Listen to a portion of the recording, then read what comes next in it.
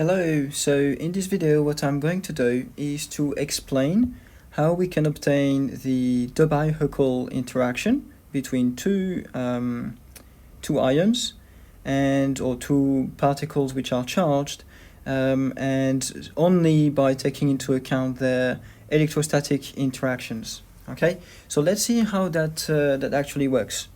So the goal here is to consider so I'm not quite sure how to do it, but consider some charges. So let's say you're going to have, I'll never know, let's say some plus charges. Here, basically you've got somehow a sea of plus and minus charges. Let's say in water or whatever you're interested in. So that's a kind of thing, sorry, it's not a minus, it's so that's the kind of thing we have, and what we want to do is to essentially identify one of them. So for example, this one, okay, and another one, for example, this one, and so I'm going to define here the distance to, so I'm going to call this position here, let's say R1, and this position here, that's a relative position R2. And so this particular vector, or distance, is going to be R1 minus R2. So again, these are relative positions, so you will need to imagine that this vector, there is a vector here from some origin that is pointing, that is R1, and here from some origin there is here R2. Okay, I'm just not drawing this, but that's what you have to imagine. Now the question I'm asking is, what is essentially the effective interaction between these two guys, so between this one and this one. So one of the things that is clear is that if I assume only that they interact via the Coulomb interaction, is that this one is going to interact directly with this one. So they are going to interact via the Coulomb interaction, which I'm going to mention a bit later. But what you can have as well, if you're really looking at how this one is going to affect essentially the position of that one, is you need to somehow figure out how the interaction of that one, which itself is going to interact with that one, is somehow going to connect these two particles. Okay, so there is basically the fact that this guy interacts with this one, which in turn interacts with this one, is going to affect how this particle here is affecting the motion of that particle here. So this is called a correlation actually between the particles, so a correlation function.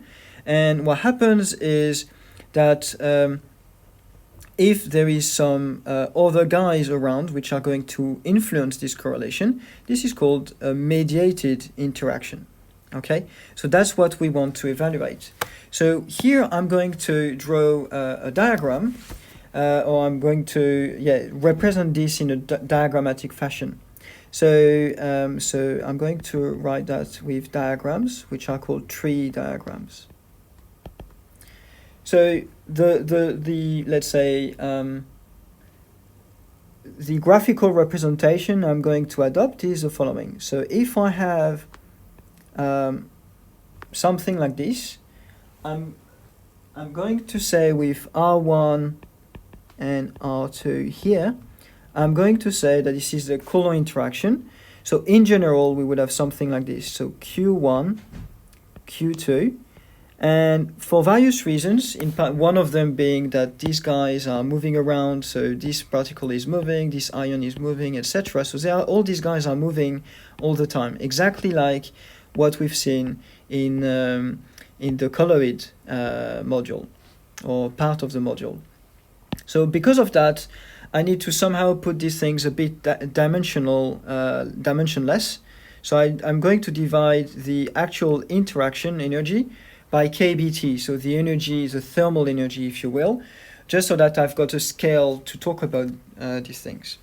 So I've got kBT, epsilon 0, epsilon R, and then here I simply have R1 minus R2. So that's basically what this segment with two dots here and R1, R2, that's what they actually mean. Okay? Now what I'm looking for is something a bit different, which I'm going to draw. So that's, by the way, sorry, that's the Coulomb interaction. And that's the direct interaction between any two charge. So direct interaction, there's another word for it called direct correlation function, but here you can think of it as direct interaction normalized in units of kBt.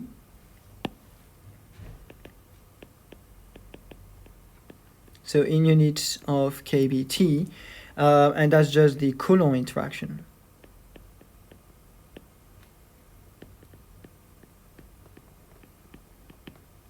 Okay, so that's it. So now what I'm looking for is another object, which I'm going to draw with a wiggle.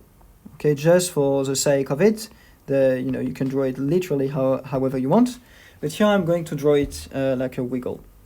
And this, basically, I'm just going to give a name to it because I don't know what it is. So I'm just going to call it the effective of Q1, Q2. So these are the parameters, the charge parameters, if you will. And I'm going to assume that this is still depending on R1 minus R2, like so.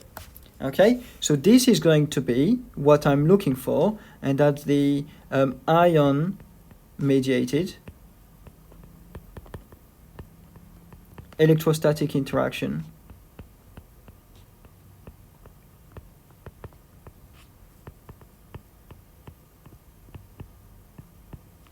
between between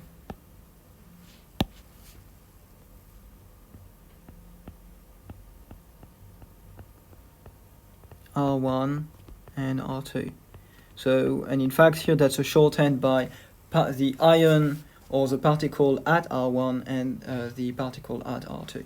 Okay, so now let's exactly represent with this diagrammatic representation. Let's try to see what it means when we say I'm going basically to literally represent things like this. That's actually like this, but I'm just going to flatten everything. So I'm going to put everything on the same line. Okay, so let's see how that goes. I'm just going to say that if I write, I can write this wiggle here, this effective interaction I'm looking for, as being, well, first, it's obviously a direct interaction. So there is a direct Coulomb interaction between them. Okay, so there is nothing really to say. I mean, one thing I must say as well, no, that's not here yet. So that's the first term I've got in my thing. Now, one thing I've got as well is something else, which is that I can have basically an interaction where I've got this, then I've got an interaction with, let's say, a plus particle. So here I'm R1 and R2, and here I've got an interaction with a plus ion, for example. And here I have another possibility, so I've got two diagrams that are possible, where I've got R1 here and R2 here, but then here I've got a minus sign. So let me put this minus sign above. So that's what I have here. These are possibilities. Now, of course, you could say, but where do I know where this ion is? And in fact, you don't know where this ion is because you don't specify its position. And in fact, the fact that I write plus and minus simply means here that I don't care about the position. So if I don't specify the position here, it means I don't care about it. And the way to not caring about things is basically to integrate over all possible positions. And so this is going to be integrated. So that's basically going to be integrated over all positions of the ion. Okay, and in this case, because it's a minus sign of concentration and minus plus, of concentration and minus. So that's the first term that is mediated by the thing, but this is absolutely not finished. So you can then say, okay, if I add some other terms, they can look like this. So I'm going to have essentially I can have two intermediates, right? And here you're absolutely free to imagine whatever may happen. So you may have actually as mediator two positive ions, but you can also have, of course, one positive and one negative. But you can have also, sorry if the diagram is a bit rubbish, but that's, I hope at least that this is still understandable. You can have minus and plus, and you can also have R2, R1, and then you've got minus, where two negative ions are mediating the interaction between Q1 and Q2, respectively located at R1 and R2. So that's how you would draw that. Then, of course, you can imagine having more guys like this. So that would be here 1, 2, and then 3, and then another one. And here you may have, again, like plenty of diagrams. Okay, so here, this is basically, again, plus, for example.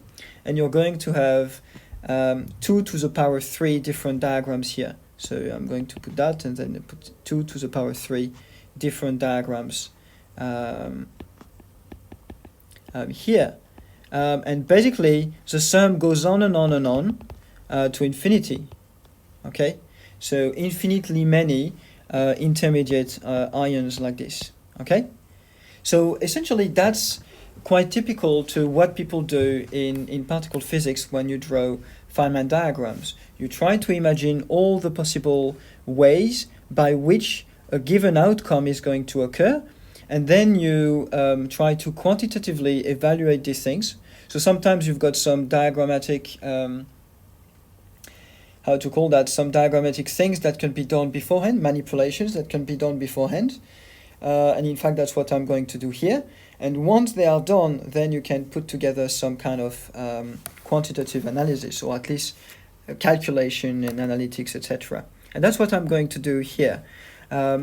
So the way this is going to work is what I'm going to do is simply factorize, right? So I'm going to factorize in particular these terms, which are higher order terms.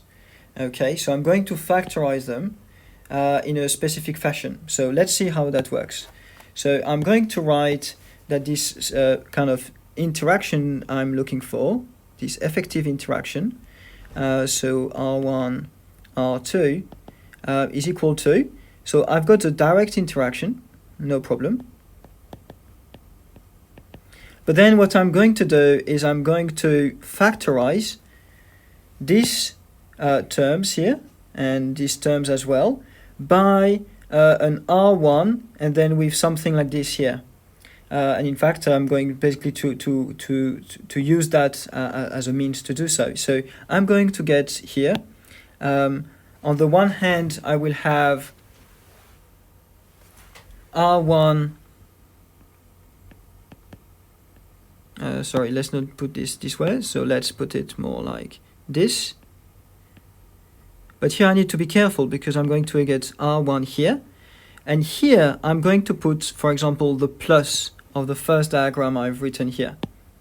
Okay, so I have this plus. So basically I'm cutting this in half. Okay, and by cutting this in half and factorizing, basically I'm saying, okay, I need to factorize then these other diagrams. So I need to retrieve this part. If somehow I multiply, that's some kind of hand-wavy definition of multiplying a diagram, essentially. I'm just saying if I put two diagrams next to each other, essentially they stick together if they have the same name on the left-hand side. Okay, so that's what I'm going to use. And then I'm going to see how, by this multiplication operation of diagrams, I can obtain these ones as well. And so you will see that basically I can factorize the terms I've drawn in the following fashion. So I will have here, I will have a plus. Okay, So that's again the one that is going to stick with the other. So I've got then R2.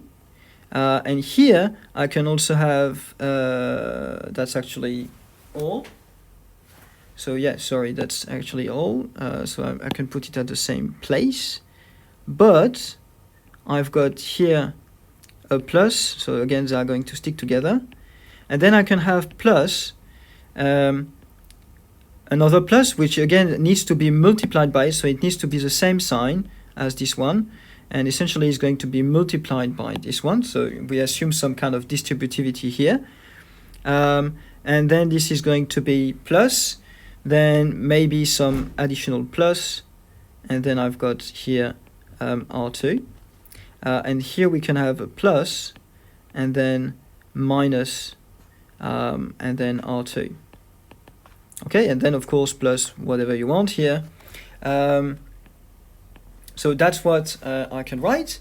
And then I can also write, because this is not finished, I need to take into account the fact that because I start with this particular, I factorize initially with this R1 plus, of course I'm missing out on another one, which is the one where you've got R and then a minus here.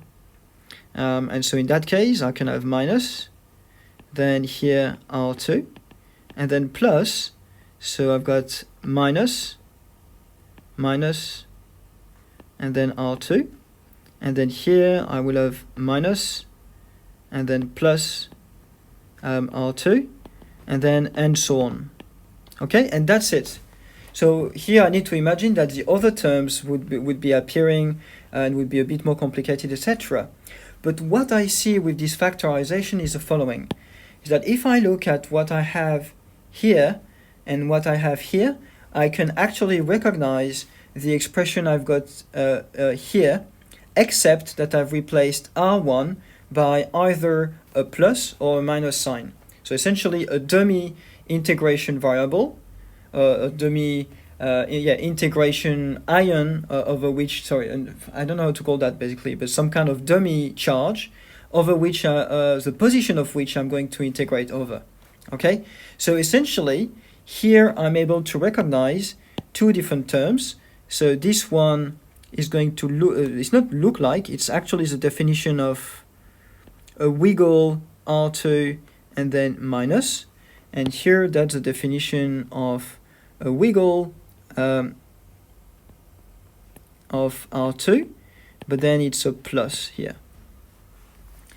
So all in all, what I have is that I can write that R1 wiggle R2 is actually equal to, I've got a direct interaction between the two, and then plus, I've got R1, then R1 is still just something like this, and then I can put my plus, but then I've got a wiggle R2. Okay, and then I've got another term, let's put it here, which is R1. Then I've got a minus here, and then a wiggle, and then R2. So that's basically the equation we have. So we started from infinitely many terms, and then we were able to do what is called a resummation of this infinite series here by recognizing that they were basically the left-hand side of the equation, right? And in fact, that's quite similar to the way geometric series, for example, are solved, where you factorize in some fashion, and then you actually notice, because the series are infinite, that essentially you can redefine the factorized terms as being related to the actual sum you want to evaluate. So that's quite similar to this in spirit. So once we are here, what we've got is that I can write this in equation form. So I'm going to put this in equation form now. So translation in equation form.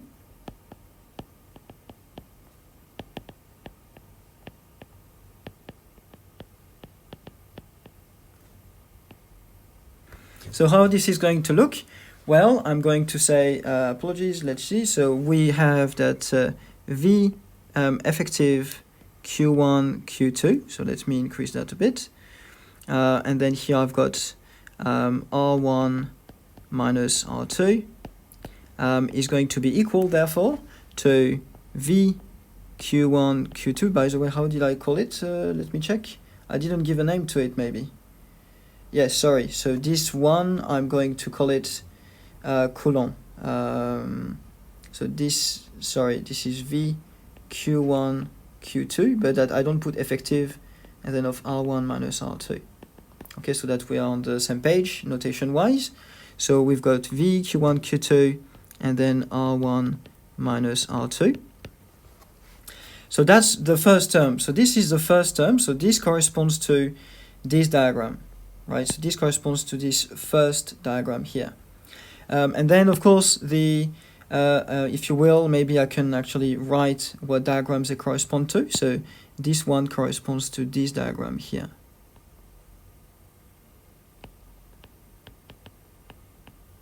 Okay, so then we've got plus, and that's becoming a bit more complicated here. So I'm assuming an homogeneous system. Okay, so what that means is that I'm going to get plus n plus, and then integral over the whole available space of some r.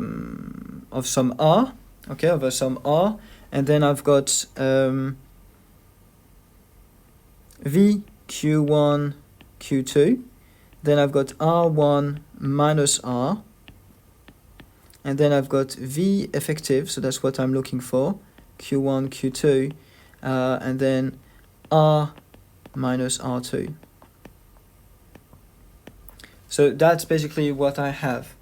So this term corresponds to, if I want to express it, it's going to correspond to the term that where I have a plus here, and then a wiggle onto R2.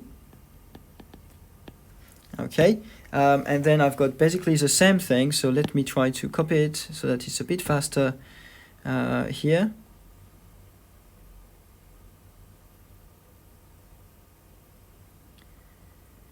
There you go, so we've got this, then this is going to give a minus, and here I need to put a minus as well. Okay, so basically that's how this is going to go. By the way, I made a slight mistake here because I need to be careful. So I've got here, this is V plus Q2, and here I need to be careful as well. This is Q1 plus, so that's just to say it's a plus one ion, if you will. Let me check as well if I made some mistakes. Yes, I did. Apologies. I'm going to normalize that by putting E squared, so that essentially Q1 and Q2 is somehow a charge but divided by E. Okay, so it's what would be called the valency of your ion or something like that. So usually people work with these kind of units, or not units but representation. Okay, so that's what I've got. So once I have that, then I need somehow to do something with it. So one of the things I'm going to do is some is kind of multiple things, if you will. And one of them is to do a Fourier transform. So I'm going to use the Fourier transform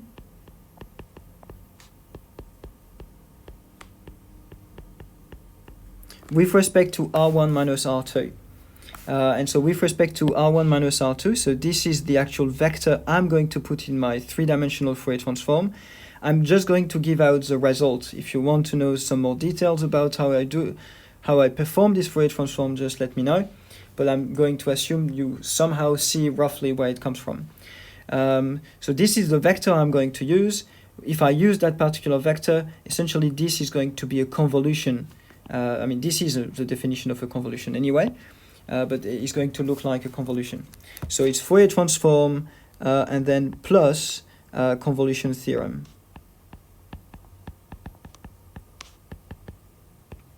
So I need to hurry up a bit, I'm almost done. So if I do that, then I obtain the following expression. I obtain that V, and I'm going to call the Fourier transform tilde, so Q1, Q2 effective of k, I've got a single k which is going to appear, is going to be equal to v q1 q2 of k, so that's a tilde, and then I've got plus, so n plus, so that's a number, that's a concentration n plus in ions. Did I put it, by the way?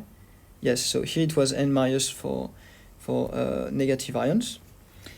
So n plus, here I've got, via the convolution theorem, you've got that the Fourier transform of a convolution is the product of the Fourier transforms. So I've got q1, q2, k. So q1, damn it, I made the same mistake as I made earlier. So this is q1 minus, and then minus q2. Okay, so here I need to not repeat these mistakes. So this is q1 plus, and here v effective plus q2 of k. Again, that's the magic of the Fourier transform, is that although here you have different things going on, when you take the Fourier transform, both are going to give k's and a single k, and that's it. And then plus n minus v tilde, and then we've got q1 minus, and then of k,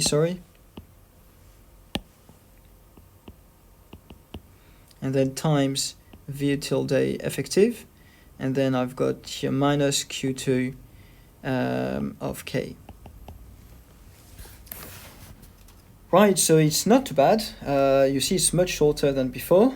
And here I'm going to recall that the Fourier transform of the Coulomb potential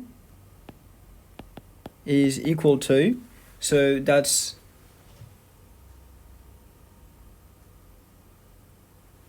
it's going to be 1 in our case, right? So it's going to be q1 q2 e squared, and then I've got kbt, because I've got this thing, so 4 pi, sorry, I don't have 4 pi here, I've got epsilon 0, epsilon r, k squared. Now you can simply try out to put this one back, or there are different ways to realize that this is how it is. Fourier transform are not that difficult to find. I can't remember if this one is difficult to get, but basically that's what you would get if you do the Fourier transform of it.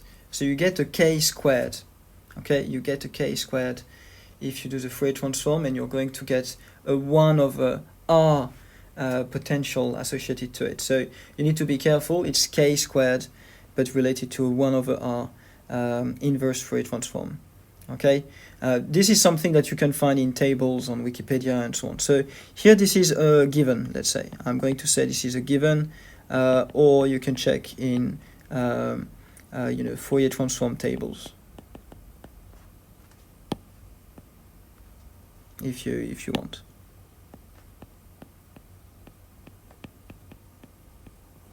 Sorry, I'm not writing very well. So that's it, and then here I'm going to assume, because this is not necessarily clear, that v tilde effective q1 q2 whatever it is going to be equal to q1 q2 times v effective plus plus. That's what I'm going to assume. It could be that this is not necessary to assume this, but I think it is. So that's an assumption. So once we are here, then we can write the following. So we've got q1, it's almost done, q1, q2, v tilde effective of plus plus of k is going to be equal to, so now I need to replace. So I've got q1 q2 e squared over kbt epsilon 0 epsilon r k squared, and then I need to write the other terms. So then I've got plus n plus q1 q2 So here I'm also using the fact that the same can be done with the v tilde, right? So I've got e squared over kbt, and basically the same term. Okay, but then I've got v tilde effective, and then plus of k. And likewise, I've got then plus n minus q1, q2, e squared divided by kbt epsilon 0, epsilon r, so r here, k squared, v tilde effective, and that's plus of k.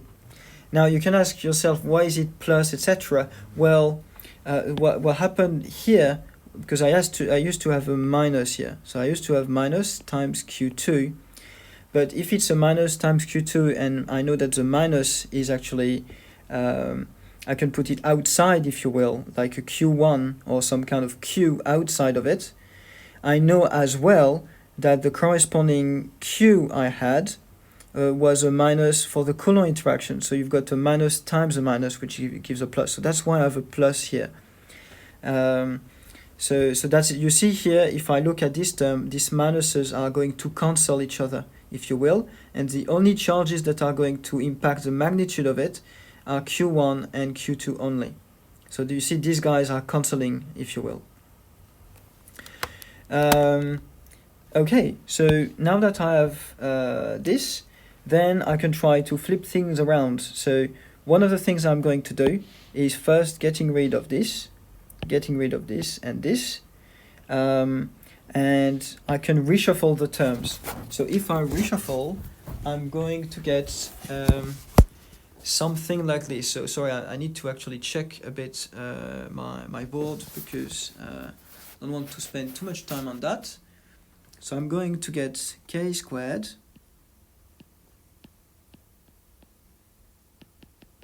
I'm omitting the k for the time being, just so that it's a bit more compact. Then I've got n plus n minus e squared divided by epsilon 0, epsilon r, kbt. So let's see, we don't need such a long line, times v plus tilde effective, and then plus e squared epsilon 0 epsilon r kbt. Okay, so that's what I have. So that's the new equation I have. I've put together these two terms, okay, to factorize. So that's what I've done here, and then it remains this term when I've gotten rid of this q1, q2, essentially. And in fact, I had forgotten the k squared here. So no, sorry, I didn't forget the k squared. So k squared is here. So now what I can do is essentially put this term on this side. And so what I get is the following. I get that basically, and then divide. So I'm going to get v effective plus, let's say of k for now, is going to be equal to, so I've got e squared divided by epsilon 0 epsilon r kbt, okay, but then I've got factorized by k squared minus kappa squared, and here I've defined kappa squared as being n plus n minus e squared over kbt epsilon 0 epsilon r. All right, so now the thing I can do is so we use then the fact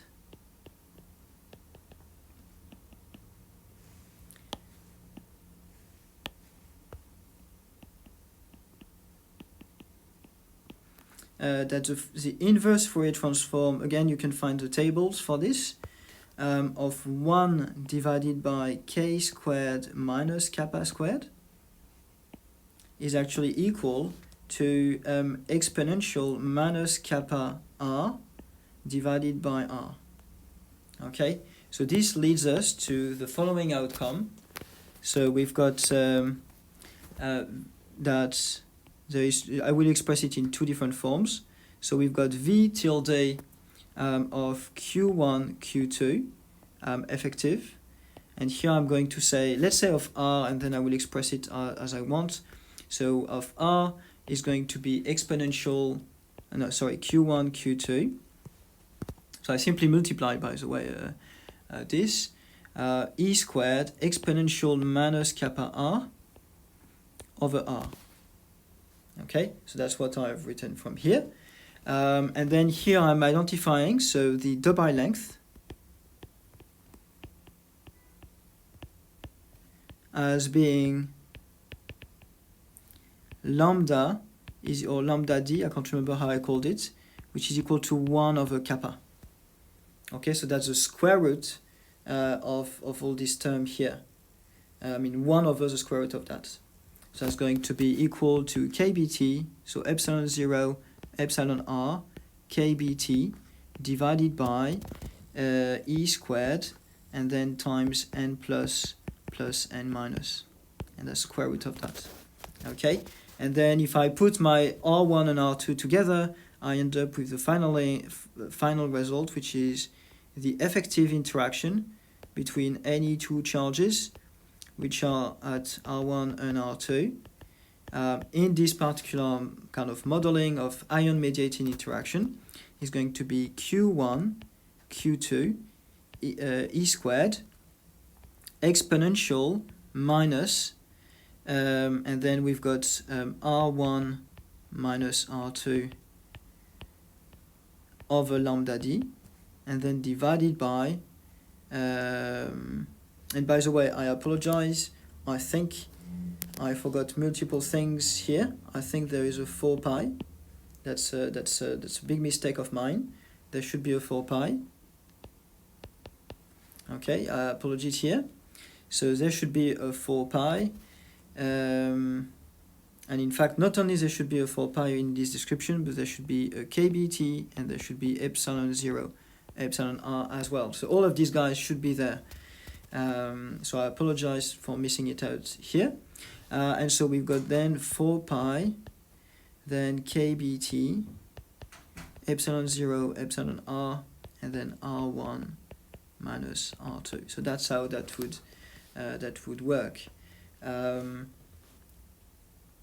I think that's about it. There is not really other ways to kind of to put it together. So that's the main result, which is very, very, very, very similar to the one you've got in notes on the Debye-Huckel interaction, because that's the Debye-Huckel interaction. And so we see here that we could retrieve this interaction solely by using electrostatics, okay, and basically the so-called ion-mediated interactions. So that's it. If you've got any questions, please do let me know.